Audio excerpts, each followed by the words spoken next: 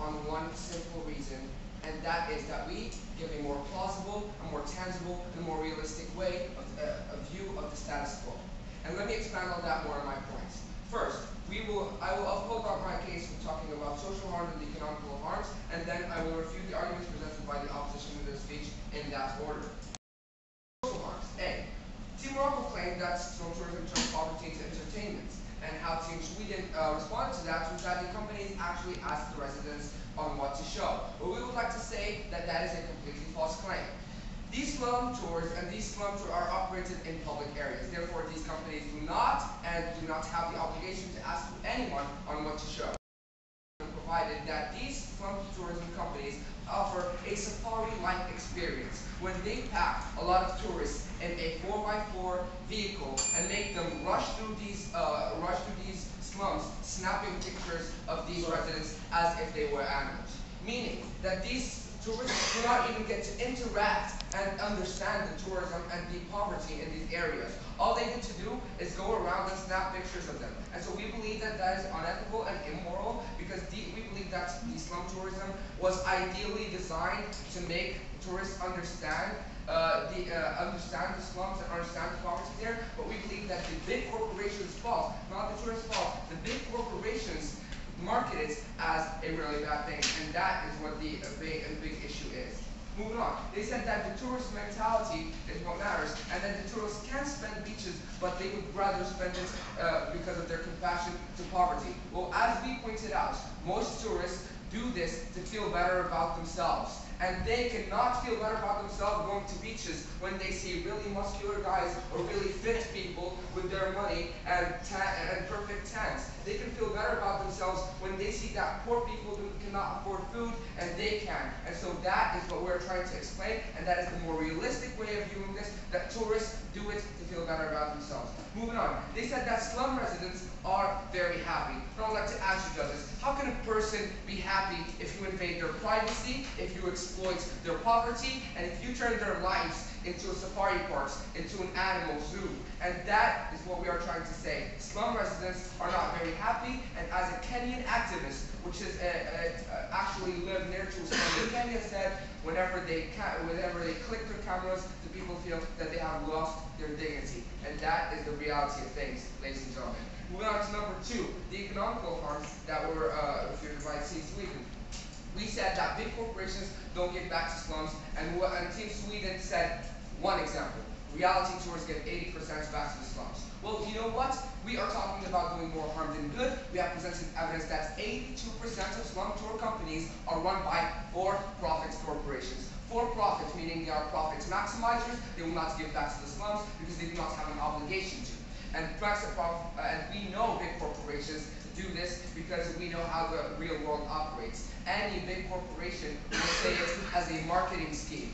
And what do they say? They say that these companies do claim they give back to slums. But are we going to believe them? Because if we were to believe advertisements, then every shampoo in the world is the #1 shampoo. And as we know, these slum tour companies claim they give back to these slum residents, but there's no proof of it. And the realistic way is that the companies are corporations and they are profit maximizers, not charitable organizations. Moving on to the second argument presented for economic harms, they said that tourists want to invest and want to buy from these vendors outside. And we agree to that.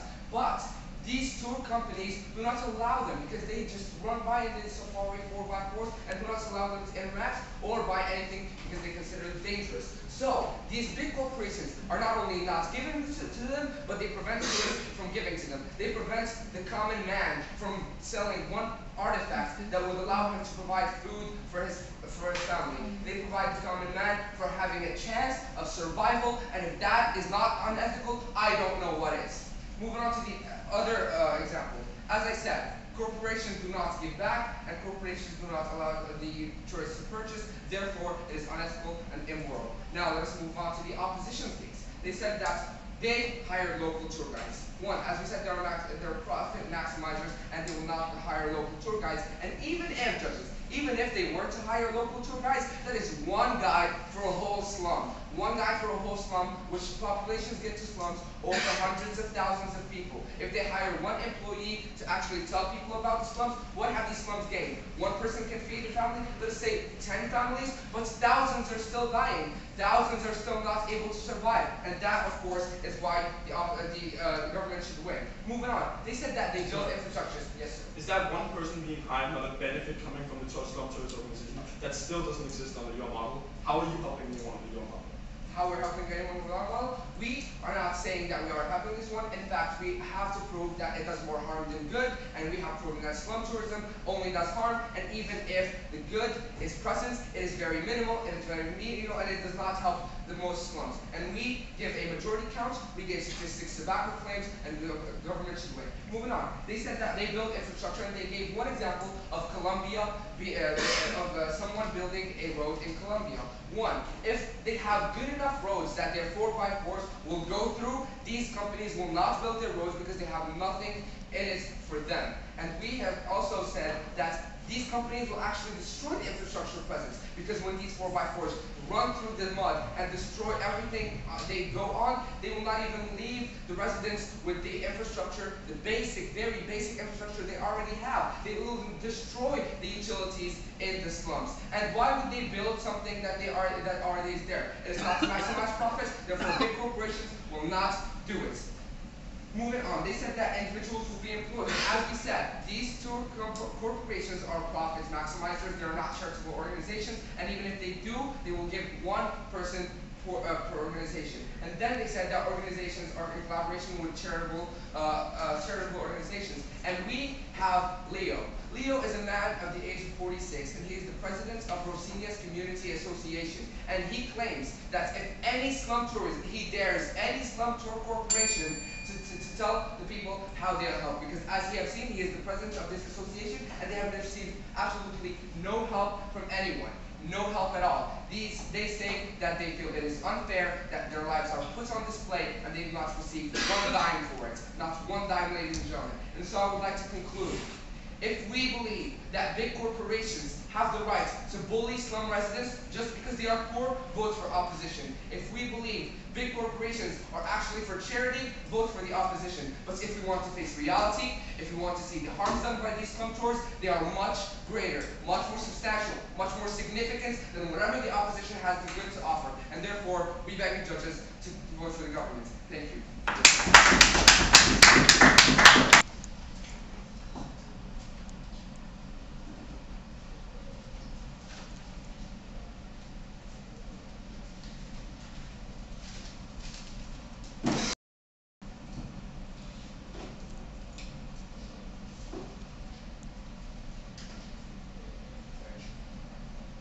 Good afternoon, everyone. I'd like to thank you all for being here. Slum tourism does more harm than good. This is what we are arguing today. Our main theme is that slum tourism allows big companies to negatively exploit the slum residents. First of all, I will address our case, the arguments against their case, our case.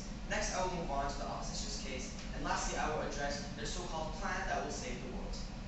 First of all, they address our case in about 3 or 4 main points. But the main idea was that it falsely characterizes slum tourism. First of all, we do not falsely characterize slum tourism because slum tourism is what it is, ladies and gentlemen. Slum tourism indignifies people, and it is a main way to objectify people. Thomas Hobbes, in his book Rights of Man, says that there is an inherent dignity to all people. We find this in religion, we find this in every country in the world, and we find this all over. So, by allowing slum tourism to occur, we do not falsely characterize slum tourism, because by allowing slum tourism to occur, these people are going into these touristic areas for slum tourism. Not only look at the people as lesser than them, but they look at people as objects. They look at people as some place where you can go and take pictures and take them back to your host country and just show other people. Now moving on to their second argument in this, they said that by paying for tickets allow them to give back to the community. I would like to say, first of all, this isn't reality, ladies and gentlemen. We have to face the fact. Paying for a ticket, most of the money will go to the company, which clearly supports our cause, that the companies are the ones making money. Paying for a ticket is not going to solve anything either. Watching poor people go about their daily lives is not going to solve anything, ladies and gentlemen. And that is what I have to say here. That we do not falsely characterize slum tourism because we have clearly pointed out why it indignifies people, why it demoralizes them, and why it does not help them at all. Moving on,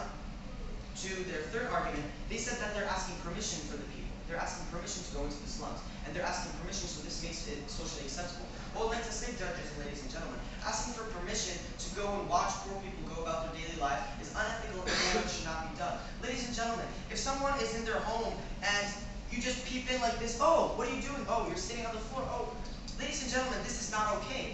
Ladies and gentlemen, I don't understand how team opposition can just think that this is okay.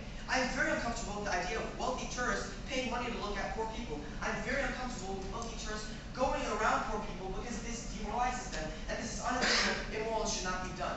I've addressed our case. I've addressed the points of the social points of our case. Now I'll move on to the economic points. The economic points of our case were that this only benefits big companies, and it hurts the slums both directly and indirectly. First of all, they keep on saying that the companies give back. Ladies and gentlemen, this is not the case, but this is only a marketing scheme. As my partner has said, every shampoo in the world says #1 shampoo, #1 shampoo, #1 shampoo. Well, not all of them can be #1 shampoos, ladies and gentlemen.